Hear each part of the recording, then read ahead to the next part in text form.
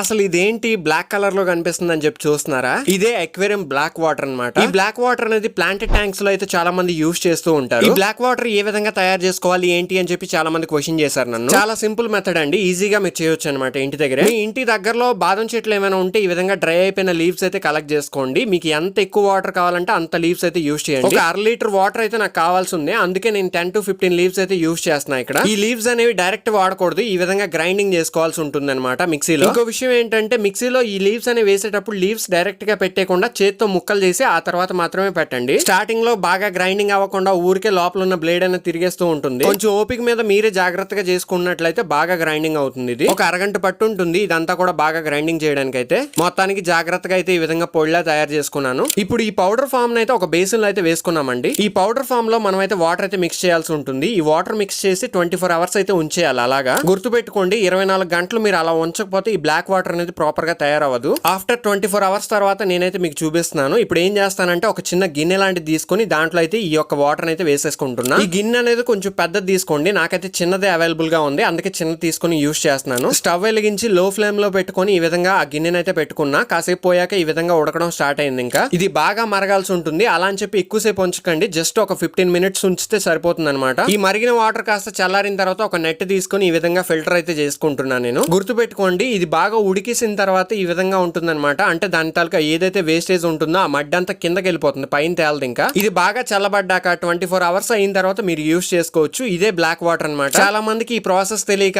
ఇబ్బంది పడుతూ ఉన్నారు, ఎలా తయారు చేయాలి ఏంటి అని చెప్పి. మన చుట్టుపక్కల ఉండే నేచరే మనకి చాలా సపోర్ట్ చేస్తుంది ఇలాంటి విషయాల్లో. ఇది నేను ఎంటీ ట్యాంక్ లో వేస్తున్నాను, నా దగ్గర ప్లాంటెడ్ ట్యాంక్ లేక. ఒక్క లైక్ చేయండి.